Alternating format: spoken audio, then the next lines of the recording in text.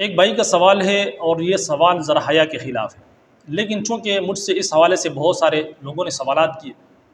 پہلے تو میں نے اس کے اوپر خاص توجہ نہیں دی، لیکن جب میرے پاس بہت سارے سوالات آئے، خاص کر کے خواتین کی بھی اور جو مرد حضرات ہیں ان کی طرف سے بھی، تو میں نے ضروری سمجھا کہ یہ سیریس مسئلہ ہے، لوگ اس حوالے سے پریشان ہیں اور یہ مسئلہ جاننا چاہتے ہیں۔ تو مسئلہ ذرا حیا کے خلاف ہے، لیکن بیان کرنا میں ضروری سمجھتا ہوں۔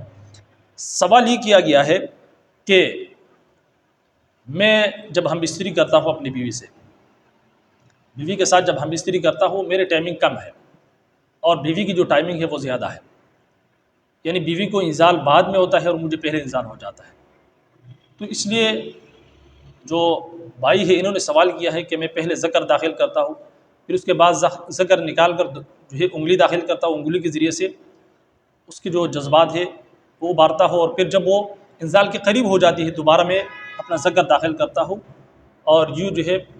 ان کے انزال بھی ہو جاتے ہیں اور میرا انزال بھی ہو جاتا ہے۔ کیا یہ عمل کرنا میرے لیے جائز ہے یا ناجائز ہے؟ شریعت میں اس کی گنجائش ہے یا نہیں؟ تو یاد رکھیے، اگرچہ شریعت میں اس کی گنجائش ہے، انگلی آپ داخل کر سکتے ہو، لیکن اس کے علاوہ اس کے جو نقصانات ہیں وہ بھی ہو سکتے ہیں، کیونکہ انگلی کے داخل کرنے سے اندر جو رحم ہے اس کو نقصان پہنچ سکتا ہے، اس کو زخم لگ سکتا ہے، اور رحم کو اگر زخمی ہو جائے تو پھر جو رحم ہے وہاں پر حمل نہیں ٹھہرتا۔ ظاہر سی بات ہے، رحم کے اندر ذرا برابر بھی اگر زخم ہو جائے تو پھر اس کے لیے علاج کرنا پڑتا ہے،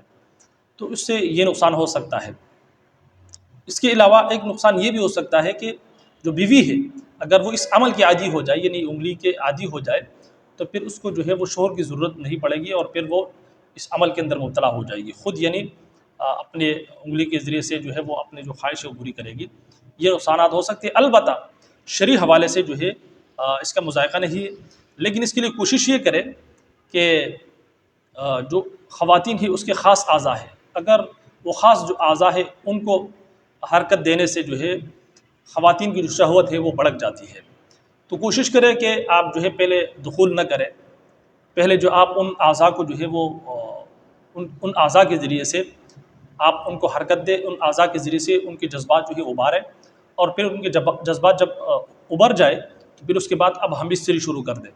اس کا یہ ہوگا کہ آپ کو انگلی داخل نہیں کرنی پڑے گی، اور آپ کا انزال بھی ہو جائے گا،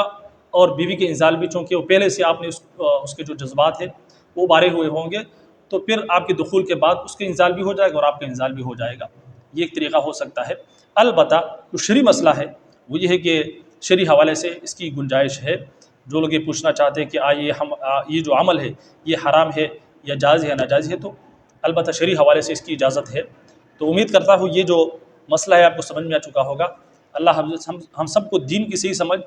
اور اس پر عمل کرنے کی توفیق عطا فرمائے۔ اجازت دیجیے، السلام علیکم ورحمۃ اللہ وبرکاتہ۔